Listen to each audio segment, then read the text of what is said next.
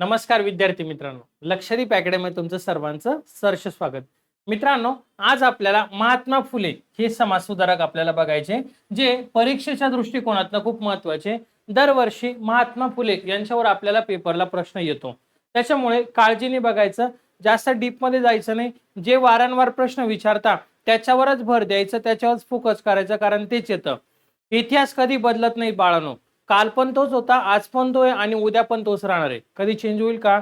नाही होणार. म्हणजे ज्या IMP गोष्टी सांगतोय त्या IMP नोट डाऊन करायच्या आणि त्यानुसार काय करायचं, तर आपण अभ्यास करायचा. परीक्षा ज्याला समजली तो पास होतो, ज्याला परीक्षा समजली नाही तो फेल होतो. सरळ फंड आहे, आलं लक्षामध्ये. मग त्याच्यामध्ये काय वाचायचं? आता समजा महात्मा फुले समाजसुधारक आहे, आज आपल्याला बघायचे यामध्ये कोणकोणते कंटेंट महत्वाचे, कोणते पॉईंट महत्वाचे, तेच IMP करायचे, बाकी जास्त करायचं नाही. ओके, चला. महात्मा फुले बघा बाळांनो, महात्मा फुलेंचा जन्म केव्हा झाला? तर 11 एप्रिल 1827 पुणे या ठिकाणी. आणखीन एक महत्वाचा एक प्रश्न आला होता मुंबईला, की महात्मा फुलेंचं, मुंबई शहरला महात्मा फुलेंचं निधन कोणत्या ठिकाणी झालं? कोणत्या ठिकाणी, असा प्रश्न होता. बघा आता तुम्हाला निधन नाही, सॉरी, जन्म विचारला होता. इथे आपण जन्म हे करूया, निधन नाही. जन्म विचारला होता कोणत्या ठिकाणी झाला, तर ऑप्शनला होतं तुम्हाला कडगुण, ओके, आणि एक ऑप्शन होतं तुम्हाला पुणे. बरेचशा विद्यार्थ्यांनी कडगुण उत्तर लिहिलं, 1 मार्क गमावला, 1 मार्क चुकला त्यांचा, बरोबर ना. बेसिक प्रश्न होता की महात्मा फुलेंचा जन्म हा कोणत्या ठिकाणी? कडगुण हे त्यांचं मूळ गाव आहे, कडगुण सातारा. परंतु जन्म आणि मृत्यू असं जर दोन्ही जर विचारलं तर पुणे हे त्याचं योग्य उत्तर आहे. जन्म पण पुणेच आहे आणि महात्मा फुलेंचं निधन पण कुठे झाले, तर पुण्याला झालेलं आहे. लक्षात ठेवा, 1827 ला जन्म झाला आणि 1890 ला काय झालं, तर निधन झालं. कडगुण काय मग सर? कडगुण सांगा की आम्हाला. बघा, कडगुण सातारा हे त्यांचं मूळ गाव आहे, जे प्रत्येकाचं मूळ गाव असतं, आलं लक्षामध्ये. मग बघा, आता आपण सुरुवात करूया. जन्म 11 एप्रिल 1827 पुणे या ठिकाणी. ओके, 11 एप्रिल कोणता दिवस बनवला जातो? हा पण एक महत्वाचा प्रश्न आहे. तर 11 एप्रिल हा राष्ट्रीय शिक्षण हक्क दिन म्हणून बनवला जातो. 11 एप्रिल कोणता दिवस बनवला जातो? तर राष्ट्रीय शिक्षण हक्क दिन हा बनवला जातो.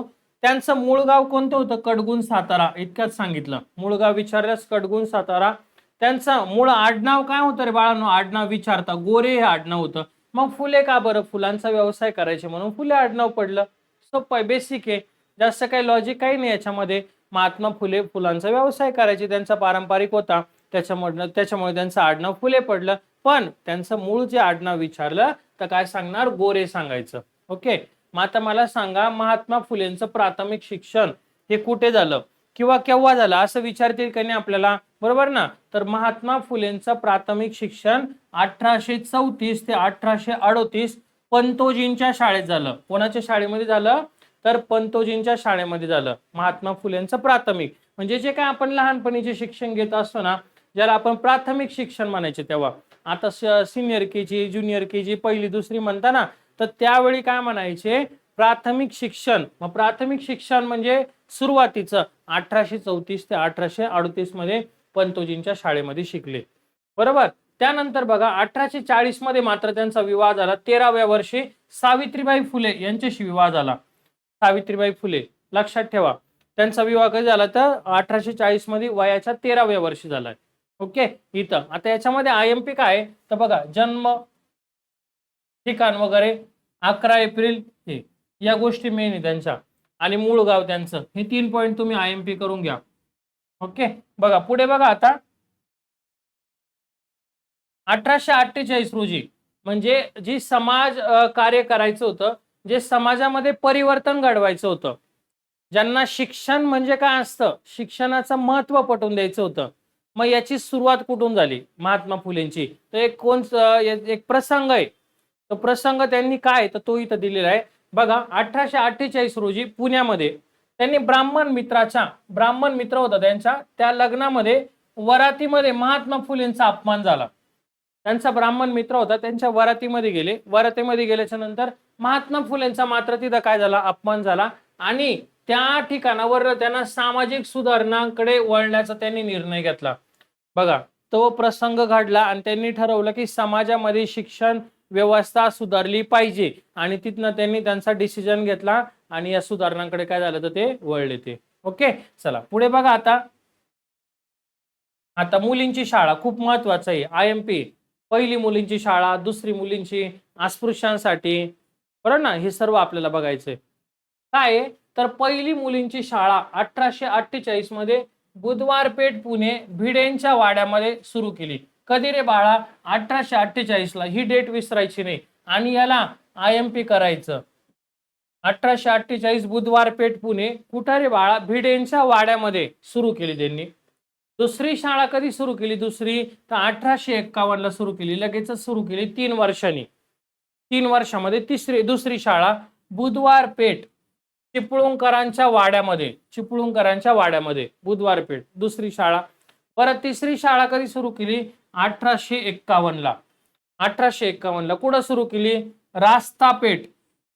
कुठं सुरू केली? तर रास्तापेठ या ठिकाणी. आणि चौथी मुलींची शाळा 1852 साली सुरू केली वेताळपेठ मध्ये. कुठं सुरू केली बाळांनो? वेताळपेठ पुणेमध्ये सुरू केली. बघा यामध्ये सगळ्यात महत्वाचं जर बघितलं तर पहिली शाळा महत्वाची आहे आणि दुसरी शाळा महत्वाची.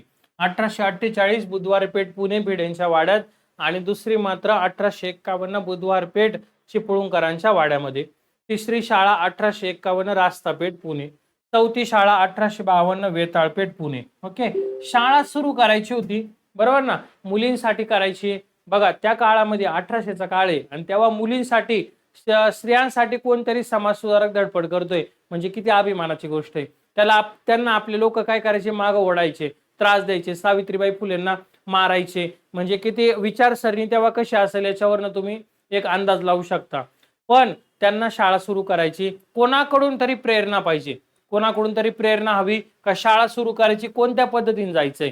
तर त्यांनी शाळा सुरू करण्यासाठी मिस फरार यांच्याकडनं प्रेरणा घेतली. या शिक्षिका होत्या मिस फरार. आणि जिच्या हाती पाळण्याच्या दोरी ती जगते उधारी असे फुले म्हणायचे. फुले काय म्हणायचे? जिच्या हाती पाळण्याच्या दोरी ती जगाते उधारी असे महात्मा फुले म्हणायचे. खूप थोर समाज सुधारक आहे. मी त्यांना मनापासून सेल्यूट करतो का ज्यांनी महिलांसाठी एवढं कार्य केलेलं आहे. खरंच आदर्श मानावं तेवढा कमी. असे समाज सुधारक परत होणे नाही. लक्षामध्ये त्या काळामध्ये एवढा समाजाचा तिरस्कार, काही त्यांना कमी नव्हती, काही नव्हती. महात्मा फुले स्वतः शिकलेले होते. काही नसतं केले तरी चाललं असतं, पण त्यांनी काहीतरी एक दाखवलं समाजाचा आपण काहीतरी देणं पडतो. आणि असं काहीतरी करून गेले की आज पण इतिहासामध्ये नोंद आहे. भारताची पहिली शिक्षिका आणि भारताची पहिली मुख्याध्यापिका ही सावित्रीबाई फुले यांच्या नावाने. सावित्रीबाई फुले. बघा लक्ष द्या. म्हणून मोटिवेशन घ्यायचं. नुसता अभ्यासाला महत्व नाहीये, नुसतं रोज पुस्तक खोललं ना अभ्यास करायला महत्व नाही. थोडं मोटिवेट पण झालं पाहिजे. आपण या गोष्टी जरा बघितल्या पाहिजे प्रॅक्टिकली. बघा पहिला पुनर्विवाह घडून आणला 1864 ला. पुनर्विवाह म्हणजे परत विवाह घडून आणला त्यांनी गोखलेंच्या बागेमध्ये. विचारता कोणत्या ठिकाणी? तर गोखलेंच्या बागेमध्ये. त्यानंतर नाभिकांचा संप घडवून आणला 1865 ला तळेगाव डमढेरे या ठिकाणी. इथं हे दोन्ही पण IMP तुम्हाला. बाल हत्या प्रतिबंध गृहाची स्थापना केली 1863 ला. हा एक IMP आहे. बघा पुनर्विवाह कधी घडवून आणला? 1864 ला गोखलेंच्या बागेमध्ये. तसंच नाभिक बांधवांचा संप घडवून आणला 1865 ला तळेगाव डमढेरे या ठिकाणी. आणि बाल हत्या प्रतिबंध गृहाची स्थापना केली 1863 पुणे या ठिकाणी. 1863 पुणे या ठिकाणी. त्यांना अपत्य नव्हते, महात्मा फुलेंना अपत्य नव्हते. त्यांनी यशवंत नावाच्या मुलाला दत्तक घेतलं होतं. यशवंत नावाचा मुलगा होता, याला दत्तक घेतलं आणि पुढे जाऊन त्याला काय केलं तर डॉक्टर केलं. बघा इथं दिलंय यशवंत नावाच्या मुलाला दत्तक घेतले आणि पुढे जाऊन त्याला काय केले तर डॉक्टर केले. असे महात्मा फुले थोर समाज सुधारक. अपत्य नव्हते तरी पण त्यांनी एवढं करून गेलेत. काय म्हणले? पहिला पुनर्विवाह 1864 गोखलेंच्या बागेत. नाभिक बांधवांचा संप घडून आणला 1865 तळेगाव डमढेरे. बाल हत्या प्रतिबंध गृह 1863 पुणे. आणि अपत्य नव्हते मग यशवंत नावाच्या मुलाला घेतलं आणि त्याला डॉक्टर केलं. बरं अस्पृश्यांसाठी त्यांनी शाळा सुरू केली अस्पृश्य मुलांसाठी. बघा 1851 ला केली नानापेठेत पहिली शाळा. कोणासाठी? अस्पृश्य मुलांसाठी. ओके. 1852 ला दुसरी केली वेताळपेठ मध्ये 1852 ला. 1858 ला अस्पृश्य मुलांसाठी तिसरी शाळा सुरू केली. आणि महार मांग, बघा महार मांग विद्यार्थ्यांसाठी एक मंडळाची स्थापना केली ती महार मांग मंडळ विद्यार्थ्यांसाठी मंडळाची स्थापना पुणे या ठिकाणी. ऑलमोस्ट 90% कार्य महात्मा फुलेंचं पुण्यामध्ये लक्षात ठेवायचं. 1868ला घरातील म्हणजे स्वतःच्या घरातील, बघा इथे लिहून देतो मी, स्वतःच्या घरातील पाण्याचा हौद खुला केला. कोणासाठी? अस्पृश्यांसाठी. कधी केला? 1868ला महात्मा फुलेंनी. लक्षामध्ये बघा इथं मी IMP करून देतो ही पहिली मुलींची शाळा आणि हा एक IMP पॉइंट. का स्वतःच्या घरातील, हा प्रश्न विचारलेला आहे पेपरला. स्वतःच्या घरातील पाण्याचा हौद केव्हा सुरू केला? तर 1868ला केला. बघा 1851 नानापेठ पहिली शाळा, 1852 वेताळपेठ दुसरी शाळा, 1858 अस्पृश्य मुलांसाठी तिसरी शाळा, महार बांग विद्यार्थ्यांसाठी मंडळाची स्थापना, 1868ला घरातील स्वतःच्या घरातील पाण्याचा हौद अस्पृश्यांसाठी काय केला? तर खुला केला. ओके, चला पुढे बघा आता बाळांनो, वृत्तपत्र संघटना, महत्वाचे वृत्तपत्र आणि त्यांच्या कोणकोणत्या संघटना होत्या त्या. महात्मा फुलेंनी एक वृत्तपत्र सुरू केलं होतं. महात्मा फुलेंनी एक वृत्तपत्र सुरू केलं होतं, त्याचं नाव होतं दिनबंधू. त्याचं नाव काय होतं बाळा? दिनबंधू. कधी सुरू केलं होतं रे? 1877. ही डेट महत्वाची. बरं, याचे संपादक कोण होते रे? कृष्णराव भालेकर. संपादक कोण होते? कृष्णराव भालेकर. हा पॉइंट IMP करू आपण. दिनबंधू विचारलेले कारण, कोणी सुरू केलं? तर महात्मा फुलेंनी. आणि कधी सुरू केलं? 1877ला. आणि त्याचे संपादक कोण येतं? कृष्णराव भालेकर. त्यानंतर हा एक पॉइंट IMP करायचा आपल्याला, सत्यशोधक समाज. खूप महत्वाचा आहे सत्यशोधक समाज. सत्यशोधक समाजाची स्थापना 24 सप्टेंबर 1873 महात्मा फुले पुणे या ठिकाणी. हे बघा, सत्यशोधक समाजाची स्थापना पुणे आणि कोणी? तर महात्मा फुले. हा एक प्रश्न तुम्हाला पेपरला विचारता, याला IMP करा. या सत्यशोधक समाज. आणि जर विचारलं कोल्हापूर या ठिकाणी सत्यशोधक समाजाची, कोल्हापूर शब्द आला तर कोल्हापूर या ठिकाणी सत्यशोधक समाजाची स्थापना कोणी केली? तर शाहू महाराज 1911. त्याचे अध्यक्ष परशुराम घोसरवाडकर होते. लक्षामध्ये. मग इथं लक्ष द्या, याचं ब्रीद वाक्य काय होतं? सर्वसाक्षर जगतपती, सर्वसाक्षर जगतपती त्याला नको मध्यस्थी. काय ब्रीद वाक्य आहे? सर्वसाक्षर जगतपती त्याला नको मध्यस्थी. आणि मुंबई शाखेचे अध्यक्ष केलं होतं नारायण मेघाजी लोखंडे, अध्यक्ष होते या सत्यशोधक समाजाचे. जी मुंबईला शाखा होती ना, ओपन केली होती, तिचे अध्यक्ष जर विचारले तर सांगायचं नारायण मेघाजी लोखंडे. आणि कार्यवाहक मात्र विचारल्यास नारायणराव कडलक होते. कार्यवाहक कोण होते? नारायणराव कडलक होते. आणि सत्यशोधक समाज म्हणजे महाराष्ट्राची पहिली समाज सुधारणेची चळवळ म्हणून ओळखली जाते. काय? तर महाराष्ट्राची पहिली समाज सुधारणेची चळवळ म्हणून ओळखली जाते. काय? सत्यशोधक समाज. पहिलं अधिवेशन 1911 पुणे. अध्यक्ष होते स्वामी रामय्या वेंकय्या. सत्यशोधक समाजाचं पहिलं अधिवेशन कधी झालं? तर 1911ला. बरं, कुठं झालं? पुण्याला झालं. त्याचे अध्यक्ष कोण होते? स्वामी रामय्या वेंकय्या. हे त्याचे कोण होते बाळा? अध्यक्ष होते. चला पुढे बघा, IMP करून दिले मेन पॉइंट, त्याच्यामुळे काही काळजी नाही करायची. महात्मा फुलेंनी हंटर आयोगापुढे साक्ष दिली ती 1882ला. हंटर आयोग दोनदा आलं होतं. हंटर आयोग हे दोनदा आलं होतं. कधी आलं? एक आलं 1882ला आणि एक आलं 1919ला. 1882ला आलं होतं. हे शिक्षण विषयक होतं, शिक्षण विषयक. आणि 1919ला आलं तेव्हा जालियनवाला बाग हत्याकांड, जालियनवाला बाग हत्याकांड याची चौकशी करायला आलतं. दोनदा. हंटर नावाचा व्यक्ती होता, तो त्याचा अध्यक्ष होता. तो भारतामध्ये आलता 2 वेळा.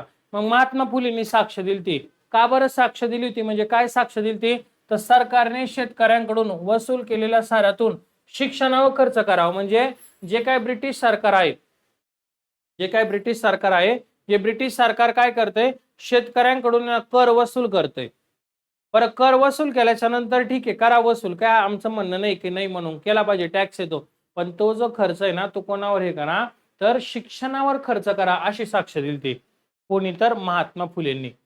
अजून एक त्यांनी मागणी केली होती की 12 वर्षांखालील म्हणजे जे काय 12 वर्षांपेक्षा कमी वयाचे मुलं आहे, 12 वर्षापेक्षा कमी वयाचे, जास्त नाही कमी वयाचे, ह्या मुला आणि मुलींना मोफत सक्तीचं शिक्षण द्यावं. या मुला मुलींना काय? तर मोफत आणि सक्तीचं शिक्षण दिलं पाहिजे. आणि शाळांतील शिक्षक शेतकरी वर्गातील प्रशिक्षित असावे. शाळेमधले जे शिक्षक शेतकरी वर्गातील प्रशिक्षित, जेणेकरून त्यांच्या गावात त्यांच्या घरामध्ये काय होणार, प्रगती होणार, असं ह्या मागण्या केल्या होत्या. काय तर सरकारने शेतकऱ्यांकडून वसूल केलेल्या साऱ्यातून शिक्षणावर खर्च करावा. 12 वर्षां मुला मुलींना मोफत सक्तीचं शिक्षण द्यावं. शाळातील शिक्षक शेतकरी वर्गातील प्रशिक्षित असावे. ओके, चला पुढे बघा आता. त्यांच्या आता महत्वाचे काय ना, महत्वाचे साहित्य संपदा. तृतीय रत्न नाटक IMP. छत्रपती शिवाजी महाराजांचा पोवाडा जर कोणी लिहिला असेल तर महात्मा फुलेने लिहिला 1869 ला. कोळवाडी भूषण या नावाने त्यांची ओळख. त्यानंतर ब्राह्मणांचे कसब 1869. गुलामगिरी ग्रंथ 1873. आणि कोणाला अर्पण केला तर अमेरिकेतील जनतेला अर्पण केला. बघा, कोणाला अर्पण केला, हा अमेरिकेतील जनतेला. त्याच्यानंतर इशारा 1885. सत्सार 1885. त्यानंतर सार्वजनिक सत्यधर्म 1891 ला. याला IMP करा, मरणोत्तर प्रसिद्ध झालेलं आहे. हे सगळं तुम्हाला IMP करायचंय, पण त्याच्यामधले पण जे स्टार करून ठेवले हे फिक्स विचारता. सार्वजनिक सत्यधर्म 1891 ला प्रसिद्ध कधी झाला तर मरणोत्तर प्रसिद्ध झालेला आहे, मरणोत्तर, निधन झाल्याच्या नंतर. त्यानंतर शेतकऱ्यांचे आसूड 1883. आणि प्रभाव टाकणारा ग्रंथ महात्मा गांधींवर जो प्रभाव टाकणारा ग्रंथ होता राईट्स ऑफ मॅन आणि Common Sense. Rights of Man आणि कॉमन सेन्स हे त्यांच्यावर प्रभाव टाकणारे ग्रंथ होते. कोणावर तर महात्मा फुलेंवर, त्यांच्यावर. The Thomas Rights of Man आणि कॉमन सेन्स हे लक्षामध्ये. बघा, साहित्य संपदा तृतीय रत्न नाटक 1855. छत्रपती शिवाजी महाराजांचा पोवाडा 1869. कोळवाडी भूषण या नावाने. ब्राह्मणांचे कसब 1869. गुलामगिरी ग्रंथ 1873. अमेरिकेतील जनतेला अर्पण केला. ओके. त्यानंतर इशारा 1885. सत्सार 1885. सार्वजनिक सत्यधर्म 1891. मरणोत्तर प्रसिद्ध झाला. शेतकऱ्यांचे आसूड 1883. आणि प्रभाव टाकणारा ग्रंथ Rights of Man, Common Sense. Okay, चला पुढे बघा आता. सन्मान आणि निधन महात्मा फुलेंचं, शेवटची स्लाइड आता ही बघा. नगरपालिकेचे सदस्य होते, कधी होते रे, 1876 ते 1882 या काळामध्ये महानगरपालिकेचे सदस्य होते. आणि त्यांना महात्मा पदवी दिली होती. फुलेंना पदवी होती महात्मा. कधी दिली होती 1888 ला. ओके सर, समजलं इथपर्यंत, काय हरकत नाही. बरं, कोणी दिली होती तर मुंबईच्या जनतेने, राव बहादूर वड्डेकर यांच्या वतीने. बघा, राव बहादूर वड्डेकर यांच्या वतीने दिली ती, म्हणजेच मुंबईच्या जनतेने दिली होती. कोणी तर मुंबईच्या जनतेने. बघा, महात्मा पदवी 1888 राव बहादूर वड्डेकर यांच्या हस्ते मुंबईच्या जनतेने. महात्मा गांधी ज्योतिबा, म्हणजे महात्मा गांधी काय बोलले बघा त्यांच्याबद्दल, ज्योतिबा हे खरे महात्मा आहे असे उद्गार काढले होते. कोणी रे तर महात्मा गांधींनी काढले होते फुलेंबद्दल. ज्योतिबा हे खरंच महात्मा आहे असे. आणि त्यांचं जे काही निधन आहे 28 नोव्हेंबर 1890 पुणे या ठिकाणी. 28 नोव्हेंबर 1890 पुणे या ठिकाणी काय झालं, त्यांचं निधन झालेलं आहे. बघा, नगरपालिकेचे सदस्य 76 ते 82. महात्मा पदवी 1888 राव बहादूर वड्डेकर यांच्या हस्ते, म्हणजे मुंबईच्या जनतेने. महात्मा गांधी त्यांच्याबद्दल उद्गार काढला तो, ज्योतिबा हे खरे महात्मा आहे. आणि निधन 28 नोव्हेंबर 1890 पुणे या ठिकाणी. असे हे थोर समाज सुधारक महात्मा फुले. ओके, जे महत्वाचे तेच घेतलंय. एक एक समाज सुधारक कव्हर करू. जे मोठे समाज सुधारक आहे ते अशा पद्धतीने आपण हे करू, नंतरचे 2-2 आपण ऍड करूया. ओके, चला आजचं लेक्चर आपण इथंच थांबूया. लवकरच पुढील लेक्चरला भेटूया. सर्व नोट्स आहे काढून घ्या, IMP आहे तेवढ्या नोट डाऊन करून ठेवा. ओके, चला आजचं लेक्चर थांबूया आपण. धन्यवाद.